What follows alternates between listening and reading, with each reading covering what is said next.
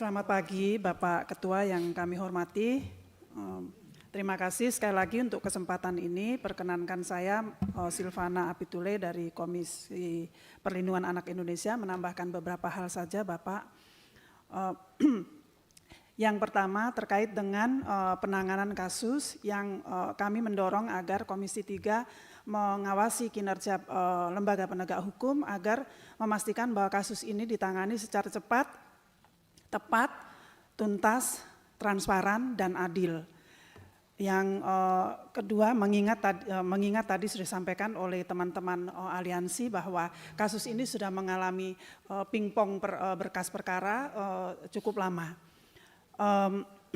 Yang kedua, mengingat deretan kasus cukup menonjol, kasus kekerasan seksual yang dilakukan oleh aparat penegak hukum, kami mohon langkah pengawasan dilakukan dalam rangka pihak lembaga penegak hukum, dalam hal ini kepolisian, melakukan langkah-langkah pencegahan sistematik agar tidak terjadi lagi kekerasan seksual oleh aparat penegak hukum. KPAI mencatat beberapa kasus minimal di 3 tahun terakhir, sejak tahun 23 sampai 25, pada umumnya penanganan kasusnya dilakukan dengan memberikan sanksi administrasi maupun sanksi disiplin.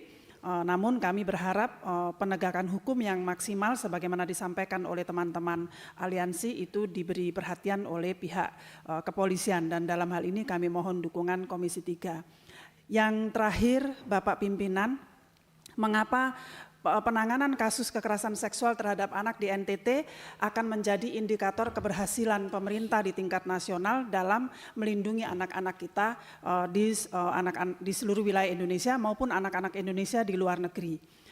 Mengapa? Karena kerentanan NTT yang berlapis-lapis. Provinsi NTT adalah provinsi dengan anak usia dini terbanyak di seluruh Indonesia.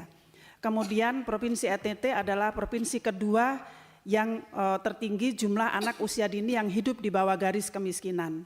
Selain itu, di NTT prevalensi stunting tertinggi nasional. Kemudian NTT adalah salah satu dari 5 provinsi dengan jumlah anak SD yang putus sekolah terbanyak di Indonesia. Indeks pembangunan manusia terendah, indeks pelindungan anak juga terendah.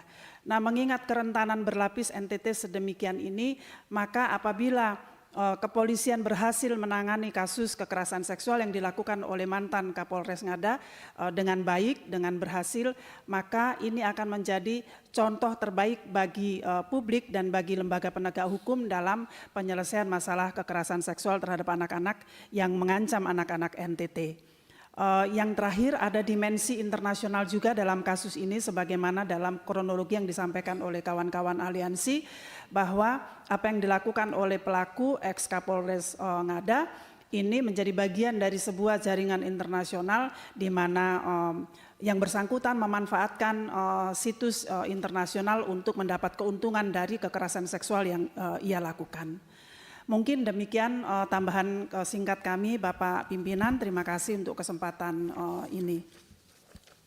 Ya, terima kasih rekan-rekan.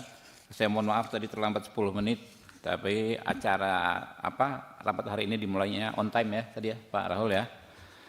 Kami terima kasih sekali atas kehadiran rekan-rekan semua ya. Ada juga dari luar kota hadir ke sini menyatakan bahwa hal ini yang memang sangat-sangat urgent ya. Saya juga baru ini ya, karena kesibukan kita di sini ternyata udah 2 bulan juga nih berkas bolak-balik. Jadi teman-teman anggota juga ya, Pak Mangihut, menurut saya tuntutan teman-teman ini langsung saja menjadi kesimpulan rapat kalau sepakat. Kan sangat-sangat tepat yang menjadi tuntutan teman-teman. Nanti ada diperkuat Pak Mangir, Bu Dewi ya. Kita semua marah Bu ya terhadap pelaku ini. Saya sendiri sih sampai merinding nih ya. Kalau hukum memungkinkan saya sendiri sanggup menembak kepala si pelaku ini itu loh. Begitu kita marah dengan si pelaku ini ya. Nggak apa-apa Bu. Kami akan panggil Kajati dan Kapolda hari Kamis Bu ya.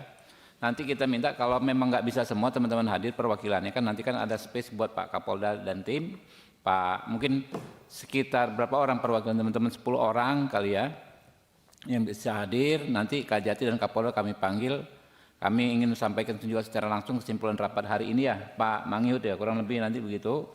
Ya, karena ini harus jadi concern, Bu. Ya, saya juga agak gusar. Kenapa bisa sampai 2 bulan bolak-balik? Kalau faktanya ini sudah sangat jelas, faktanya. Ya, kalau yang ibu-ibu sampaikan tadi, ya, itu kan aturannya, regulasinya. Tapi faktanya itu sudah jelas. Seharusnya nggak sulit-sulit gitu loh.